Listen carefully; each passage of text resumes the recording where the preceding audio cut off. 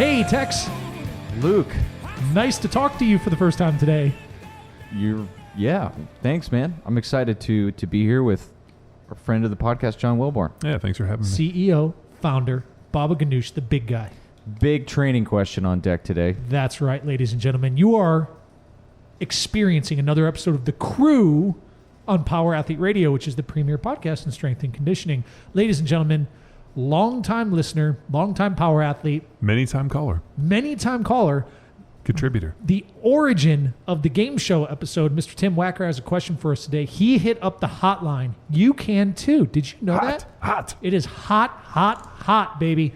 929-ING-0 will get you to the Power Athlete hotline, the answering machine. You can leave us a question, leave us some love. This is what Tim does almost every day. And you know what, Tim? Thanks, pal. And thanks everybody else who's calling. And pro tip, if you drop us a movie question, it probably hops up in the queue, which is what we have today from Tim. Now, Tim's one piece of advice, pal. Short, be bold. Sweet.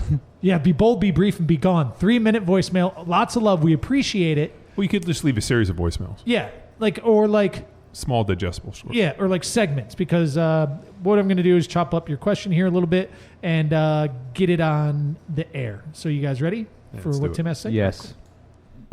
Hey, Para-Athlete, this is Tim Wacker. Several years ago, I read just a really good article where Luke calculated how strong Hercules is with just some goodwill hunting level genius that really deserves some kind of honorary mathematics degree from a university. So I was wondering, like, how strong are the superhero guys? Like, take Thor, for example. Like, how would that guy put on muscle? Like, if you're that strong, how much weight do you have to lift in order to stress and recover and adapt and go through the process of putting on muscle? What would he have to do? And also, I didn't know if you caught this, but Asgard is flat. I'm just saying that Asgard's flat. I wonder if there's any Asgardians who are sphere earthers. I don't know. Maybe there is. So thanks for all you guys' recommendations and all your work. And anyways, have a good weekend, and I will talk to you later. Bye. All right. So here's the scenario, John. I'm going to take this in from a question. Let's bring it into a scenario. Everybody game? We check the emails. We look at our new clients. We reach out, and we see there's Thor of Asgard is signed up for Jack Street. Well, how about we put it that he submits a question? Okay. Because you're just assuming that Jack Street would be the best. I mean, we don't necessarily know. I personally think he would be up for custom programming. Oh, I know, but I don't think he would think. He's kind of a he's a mimbo. He's kind of a god. Know. I mean, you think he's just going to sign up for a program? No, he's gonna send in the Valkyries to Power Athlete, and come and find us. And as the Valkyries show up on their chariots, they're going to be like, Thor needs you. Thor needs you to design programming to help him get stronger and maximize his potential. Well, listen, I have to be honest. This is your scenario is totally unbelievable. At least mine is like within the realm of possibility. Here's how he found out about us. Years ago, Luke Summers graced the Power Athlete blog with one of the most accurate science-based training articles that we've ever put out. Yes. Where you diagnosed after watching Hercules, the movie with The Rock, 10 times. Is Hercules a god? Hercules. He's half. He's a half. He's a demigod. So he's half god. Demigod means half. Right. Yeah. So I just learned that. Yeah, all right. One Thor. god. So Thor has a bit of a crisis. He's going like, how strong is Hercules? Am I as strong as Hercules? And he Googles it. And he finds Luke Summers' article. Okay, I'll take that. Where Luke, a 245-pound man at the time, looks at these feats of strength featured in the Hercules movie, his 12 labors, and he does some crazy math that is explained here that I don't understand, and then tells you how many Luke Summers The Rock lifts per 12 labor, per feet. Well, is it The Rock or is it Hercules? Well, The Rock as Hercules. Well, yeah, but you can't really say that because Rock's not a god. Well, he's not a demigod. Whatever. We don't. I mean, I've seen that's like your opinion, man. But yeah. So this is the filter in the funnel in which.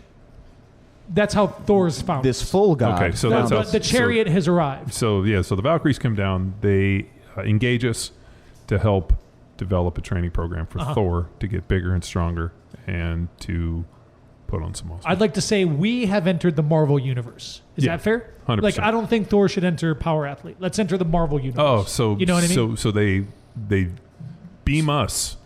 Yeah. So we're in a world with Tony Stark. We're in a world with the Hulk, the Avengers. Yeah. Spider-Man. Yeah. Okay. Right? Yeah. Cool. Okay.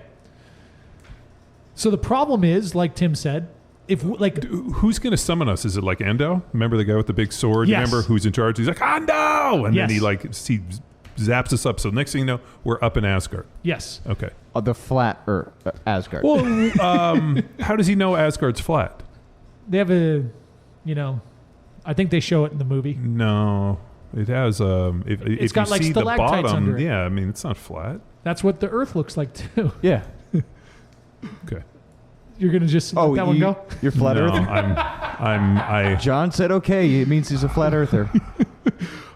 I didn't even know we needed to defend this flat Earth theory text that you've had for years. It's a spinning coin, John. That's why it looks like a circle. Oh my gosh, we're out. No, okay. So the problem becomes like we look at the bars, like any of the bars that we have and any of the plates we have. Like if you put Thor on the belt squat, no problem. If you put him under the mastodon bar, no problem. So what are we going to do? So you want to start with equipment? So I think what we have to do is we have to go find Eitri, who's the dwarfen king that forged Stormbreaker, the hammer, and Thanos' cuff or a gauntlet, and we're going to have to get Eitri to design equipment that is to be able to be loaded in such a way that we can drive adaptation with Thor. So like we're thinking conventional like weights. Yeah. What we have to do is like, what's the weight of a dying star? Yeah, we're thinking Earth matter. Yeah, so I mean, can't do that, right? I mean, you saw how the way he destroyed the frost giants when he went to the ice planet. I mean, so we're going to have to start counting weights in terms of like the magnitude of,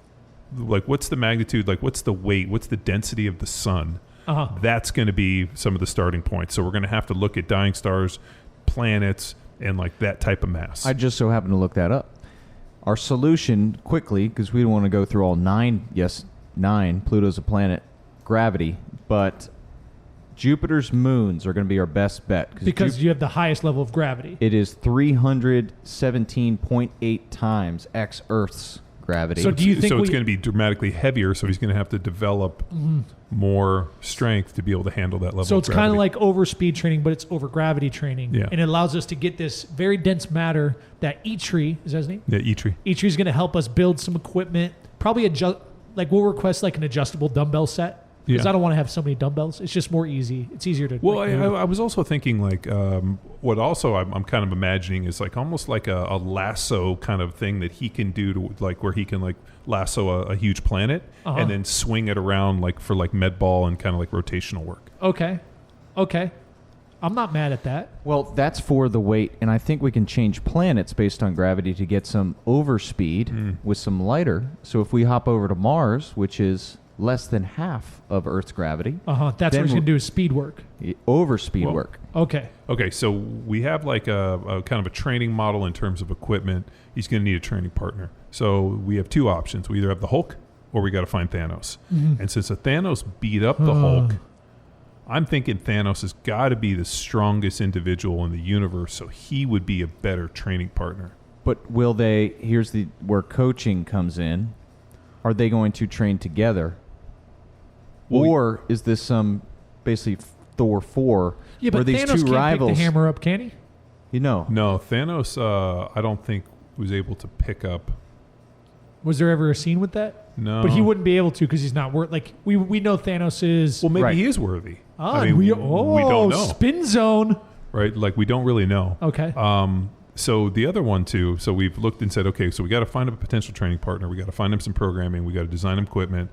And then the other one, and I think what we do is we really take this to the next level, and we start looking at performance enhancing Thor. So that's a question I have. Well, so the way that this works is the way that the Asgardians live forever is there's something that are called the apples of Idun, and that's what they consume and they eat that keeps him young and strong, and that's like the source of it. So as they start to age, they eat them and they get young. I think what we do is what your idea was yesterday. We find Tony Stark. Okay. And Bruce Banner. Okay. Right?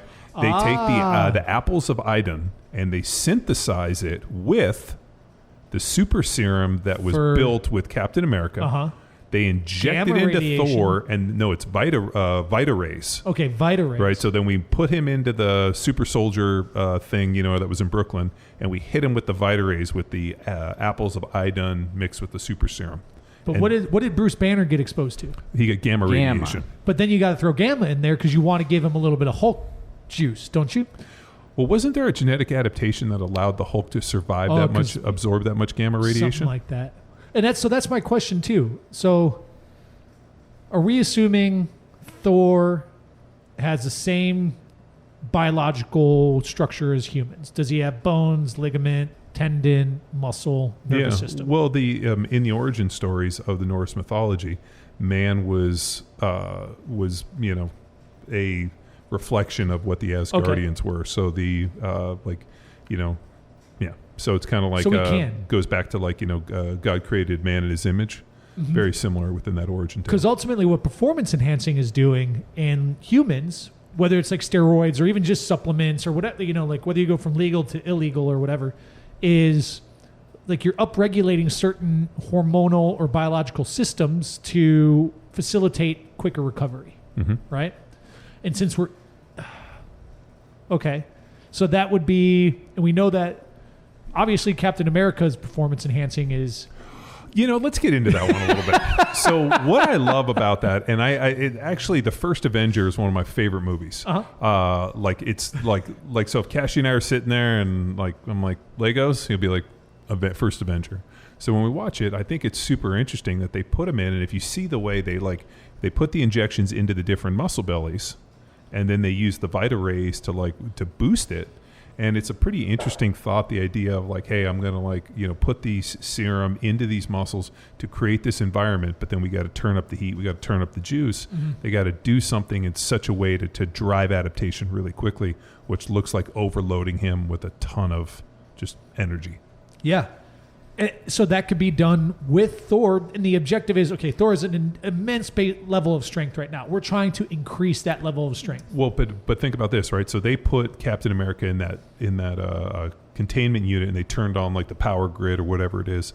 Thor, he opened up, you remember when the Forge was dead and he had to go and help him for Stormbreaker? He opened that and took the full power of a dying star into his chest. For a couple minutes to light it, and didn't die. So there is the principle of the conservation of mass and energy. So you're taking the energy of this star, and that whole entire star is powering Thor. How many stars are we going to need to level up Thor's performance? Well, this is my question. Well, is he basically EMS? And that can no longer be a training tool? That's kind of what is lightning. Can Tony Stark or Stark Industries develop an EMS device that can deliver the right frequencies of dying stars that he could just throw on EMS pads and train in? Well, but that's conducting electricity, and he is the god of thunder. So what you're saying is we'd have to almost find a conduit that he could funnel the electricity through that would effectively drive motor unit recruitment. Yep. Mm-hmm, mm-hmm. And then follow that up with some manual resistance training with Thanos. Who can hit him with some manual resistance clamshell, manual resistance pull-ups, things like that. And then using the overgravity that Eitri builds that we put on different planets, so then we periodize through the training program based off the gravity of different planets. But then also, what about the food? I was thinking vegan. God damn it! Look at your shirt. In the he wishes. What you mean, the nipples? The nipple pierces? Oh, he's excited because he worked vegan into this conversation. So they don't really give an indication of how much they consume, but in the movie, remember when he's down on Earth and the one guy's sitting around eating, and he's like, "You've consumed 4 wild boars," and he goes through this whole thing. Which one? I don't know. You remember the first movie when he's down on Earth and Freda, who's also the reason Freda is she's who Friday is named for. Friday's Freda's day. So Freda was the warrior princess. Do you guys not? Everybody knows this, John. You just keep going. We already know this. All right, no, I'm more of a Roman stars. What do you call those things? So mythology, Freda and his band of of warriors. They're sitting around talking about they should do this. And remember, the one guy's on the couch and he's like, "You had a cast of ale," and he's like talking about how much he's eaten. And in the origin stories, like the Norse mythology, they talk about like their feasting in Valhalla and how much they consume and how much they need. And there's actually some really interesting stories about like ogres and these giants that they have to, like these massive, huge people that they have gone. And it's like, they eat the people? Well, they do, but the way that Odin made like the sky that we see is actually the inside skull of one of the giants. I think I'm remembering that right. And like when he killed him, the blood became the rivers, and it's like it's pretty bitching in the order. Like you got to read this stuff, dude. I mean, sounds interesting. Yeah. But his ability to consume massive amounts of food is well documented. And this is unique to Thor. Well, Thor, but all of the Asgardians, especially the warriors. So like even Loki. Because he seems kind of like a bitch. Skinny bitch. Well, but he's not truly an Asgardian. Oh, that's right. Didn't he? Why not? He is a frost giant. So don't you remember? So when Odin goes down and strikes down Jotunheim, so when he destroys Jotunheim... Was this in the Thor movie?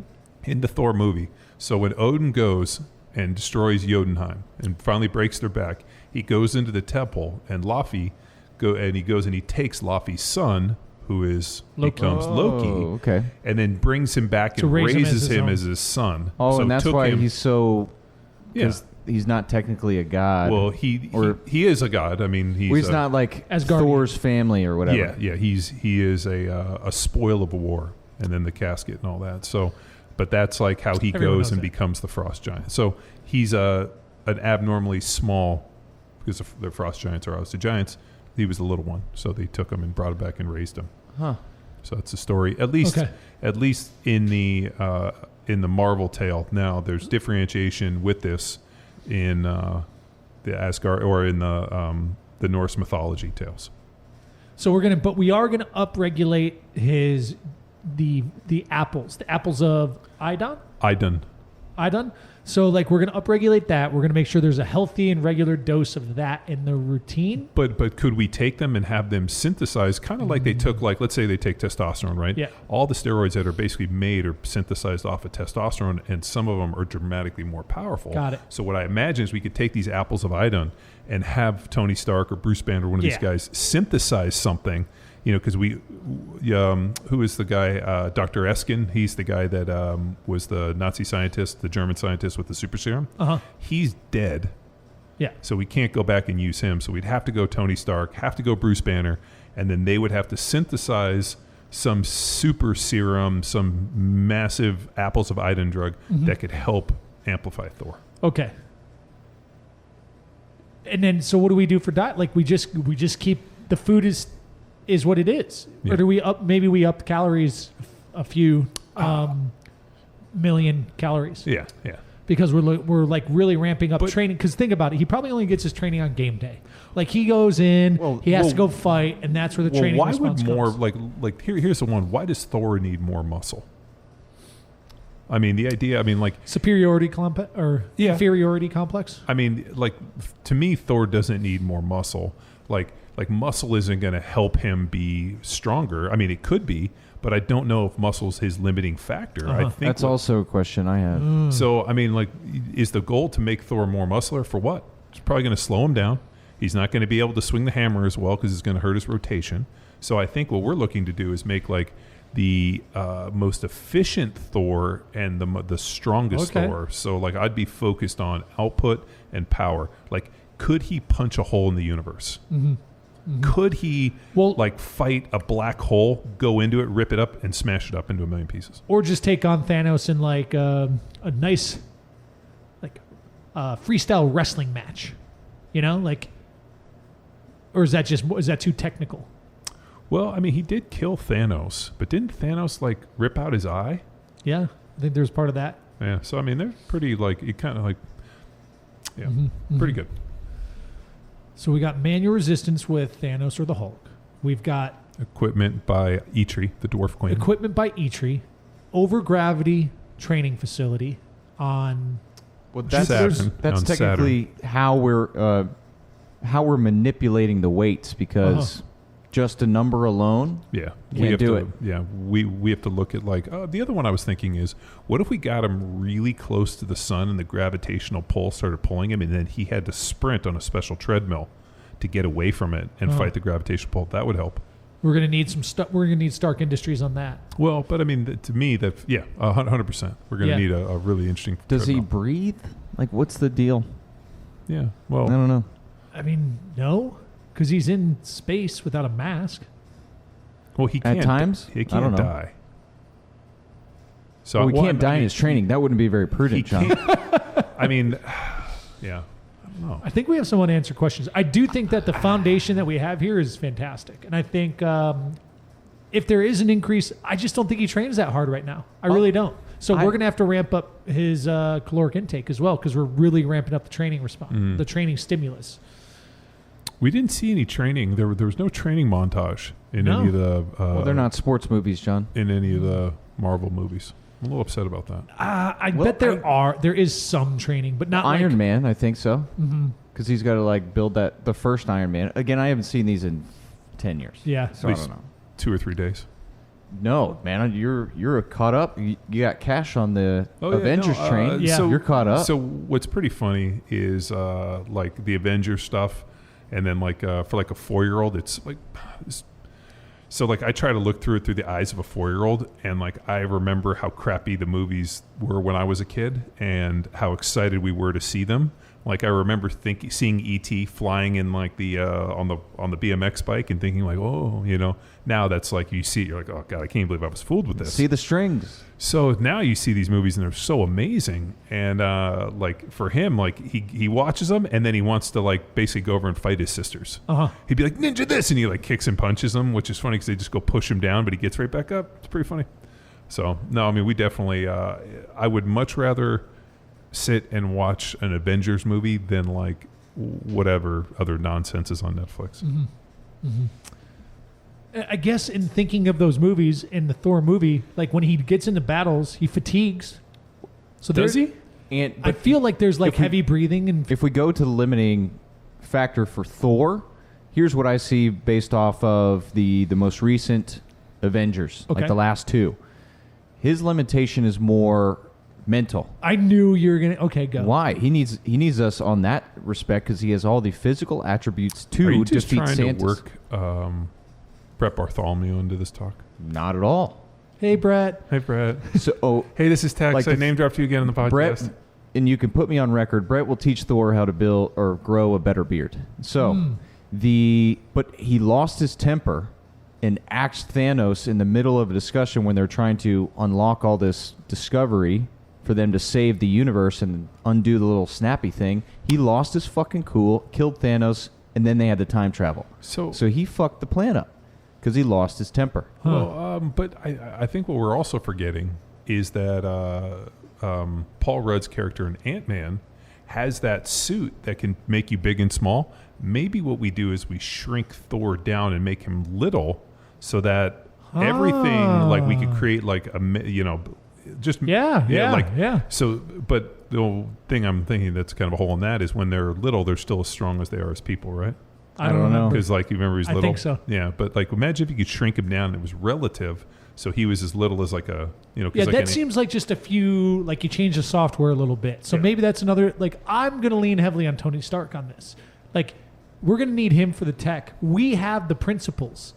We know where to get the equipment.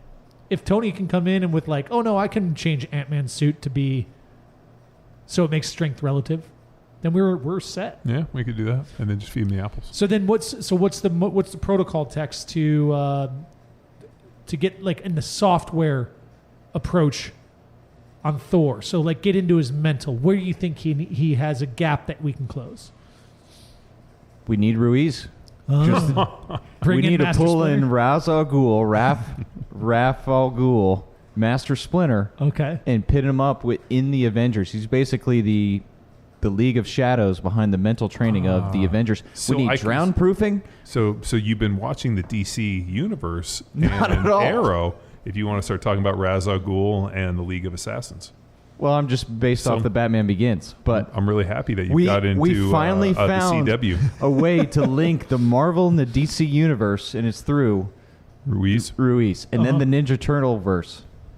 Mattel verse. Well, it's pretty universal, at least in the Marvel movies. It's not as much in the actual Norse mythology, but there's like this interesting like inferiority complex that Thor has about Odin, which doesn't exist because Thor is just kind of this like gregarious, violent, loving, like smash everything, just like destructive character in Norse mythology. And I think that they did is in the movies they try to give him a lot of depth. He's got these, this brother that he loves unconditionally who keeps screwing him over. He's got this dad, hot girlfriend, many hot girlfriends, but he also has this dad who's Odin, who basically sacrificed his eye so that he could see the future. I guess you didn't know that. He hung himself for, I think it was like 7 days on the tree of Yahweh or Yazre, or I forgot the tree of life, and then traded his eye to be able to see the future, I think. I'm going to have to go look that up, but I think that's pretty accurate. So, I mean, he has this dad who sacrificed an eye for everything, built all this, and like all the origin tales. So I think he feels that he has a lot to live up to, which he does. I mean, Odin casts a big shadow. I mean, he's known as the Allfather. So, whereas he's trying to do what he can to earn his father's respect, which, I think is, at the end of the day, the best you can hope for is, be your father's son. So. So I think we've nailed it. I mean, we're 80% of the way there. Yeah. I mean, I think there's some tech. There's a couple loose ends that we're gonna need somebody smarter than us to wrap up. But I think for the most part, it's a done deal. Yeah, that seems pretty open and shut. That was a no-brainer. Yeah. I have a quick. Texas, I see a lot of holes in this, which is fine. But here is a conversation. This goes back to Carizzi. Okay. Cue the Carizzi voice. But he and I had a discussion on it was the Matrix. So we were talking about the hero's journey and the struggle and all of this, and he was explaining the danger of it was Star Wars and the Matrix. The danger of Star Wars that it plants the seed of there is the chosen one. Like you are meant to do this, only you. And then what if I wasn't born with these God-given gifts? What then? So like neglects the training aspect because it picks the chosen one. In line with also now the Matrix, where it's, okay, we are this person, we can learn anything in this instant, versus the training montage, the struggle of the hero to learn a new skill, to then, which I feel Thor had faced that inner adversity where he questioned his all abilities, and then his mom was able to in the most recent one. Right, so but within the Matrix, you don't understand this, and you learn it within an instant by plugging in. So like how we were talking about Thor's deal more about like kind of a coming to age tale that like this, you're young, you're full of hubris, you are like looking to conquer the world, and there's your father who you feel is holding your back, but is trying to educate you. I mean, really, this is the tale of everybody. Exactly. So there's depth behind that, and then he found all his power that. He ultimately had, which could translate to all of us. We ultimately have this power. But like the danger of not acknowledging the struggle and the process and that self-actualization that the Matrix was painting towards the Do you people. really believe that Neo was the one, or do you think that he put himself into a position that allowed him to become the one? So like, do you remember they talk about... There's only one. Well, but so this is where our conversation was. But was it predestined, or did he become the person they needed him because he was tasked with it? Well, Luke Skywalker was the predestined, so on and so forth. But that was just an interesting conversation over beers amongst a table of 10 that they're like, what the fuck are these guys talking about? Dude, so this is something that's always questioned me on The Matrix. You remember like the first one when they come out and they think he's the one, and then remember the first time he jumps off, he falls, and like, what does that mean? It's like, doesn't mean anything. Everybody falls. So this idea of like, just because you're anointed as the one doesn't mean you don't have to go through the same trials and tribulations. So then he got to the point where all of a sudden, like, he sees it and everything's going better, but it's not until he loses his eyesight that he can start seeing the code. So like think about like the hero's journey in this. I mean, it's like he goes through the same trials and tribulations, but something dramatic happens to him that forces him where there is no other way. And so I always wonder if it was like predestined, or did he become the one because he was forced into it because there was no way else? Because Morpheus believed. God, I still remember seeing that movie. And like when he's like in the interrogation room with Agent Smith, and you remember he like his mouth disappears, and you're like, what am I seeing? Yeah. Like that, like I just remember that moment and thinking like, what? Like kind of like we went and saw the Blair Witch Project. I remember that, yeah. So I didn't know anything. I went with Steve Everett, a bunch of guys, and okay, we're going to go see this movie. So I didn't even know what it was. Didn't even ask the name. They bought a ticket. We sit down, and I'm watching this thing, and we're like, and I'm like, was that real? And they were like, no, it's totally made up. They like there's a movie, whatever. And I was like, for a second there, I was like, was this a documentary? Yeah, right, right. So. Yeah. What else? So close the loop on that for me. I'm not making the connection. Thor faced the struggle, and he had to then realize, and he even faced someone within Thanos that was ultimately stronger, bigger, faster than he will ever be. Yeah. That's why he's training with us. But he then came to had a self-actualizing moment, whether it's with a guide or on his own or with the help of his mom, to then realize he is enough or has enough to then face and take on his lot in life. Right. Within that is the process, that is a journey. But then in The Matrix, it was skill. There was no like training and discovery. Jim and I's take and worry would be, okay, we're training and working with all these kids, more so Jim, but like their perception of skill acquisition, training, suffering, or whatever trials and tribulations is this moment, this clap, this snap, and then they have that skill.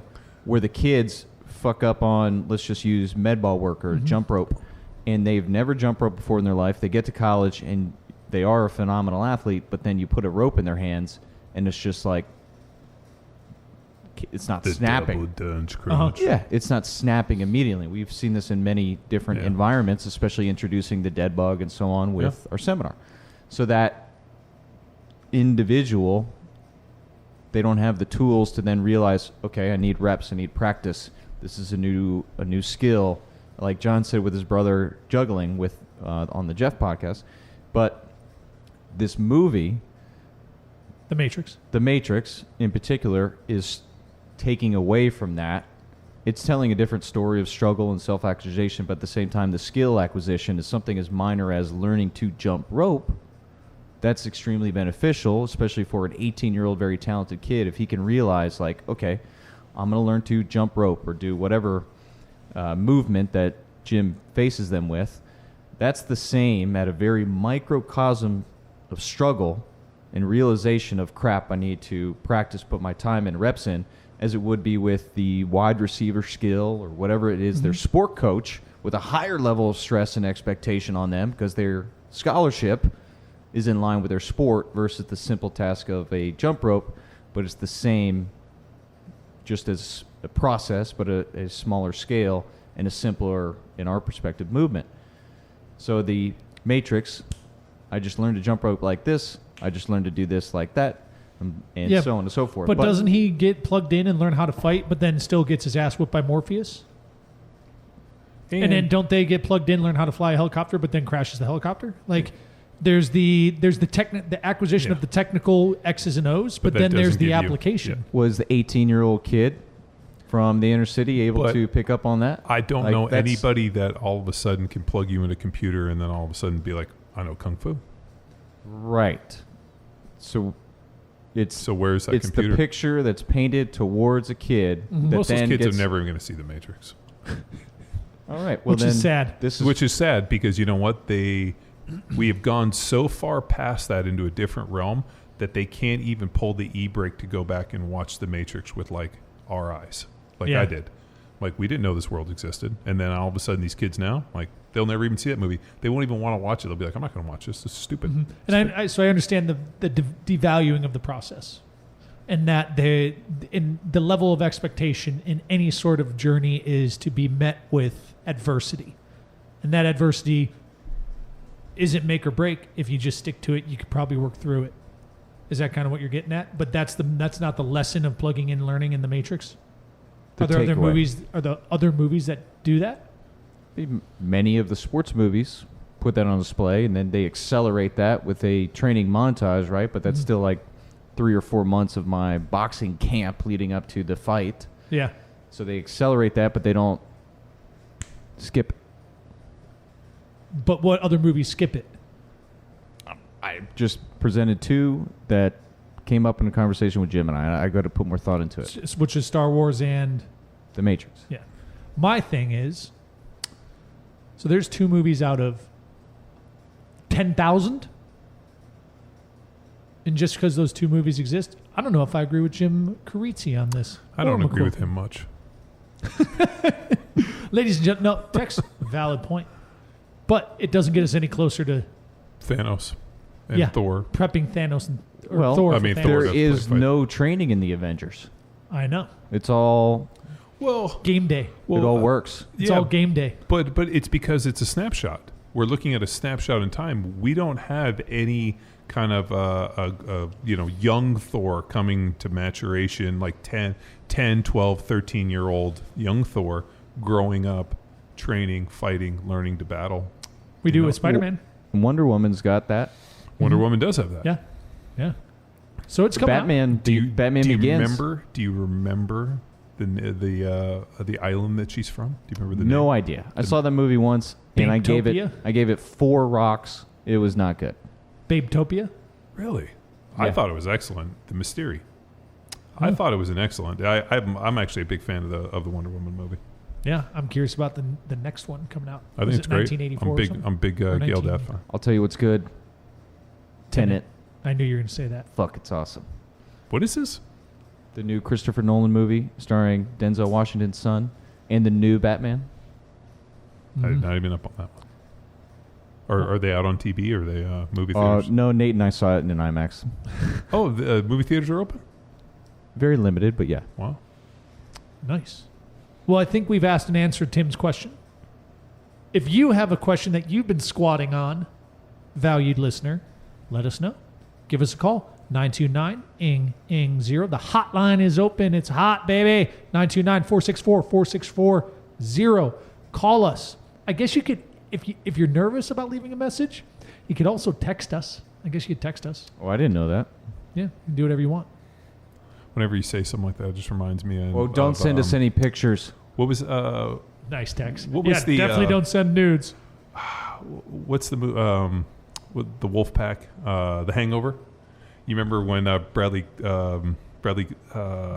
Yeah, Bradley Cooper, like, it's his message. He's like, yeah, don't send me a text message. That's gay. I love that. And then, like, whenever I saw that movie, I was like, oh, and then, like, now everybody texts. It's a tactical satchel. Yeah. Indiana Jones wore a satchel. Yeah. Thanks for listening, ladies and gentlemen. And Thor, give us a call. We're ready for you, pal. Until next time. Bye. Now it's time for you to empower your performance. Head to powerathletehq.com/training to choose from a number of programs to meet your specific performance goals. And if you like to break a mental sweat too, visit academy.powerathletehq.com and become a real stakeholder in you or your athlete's success. Until next time, bye!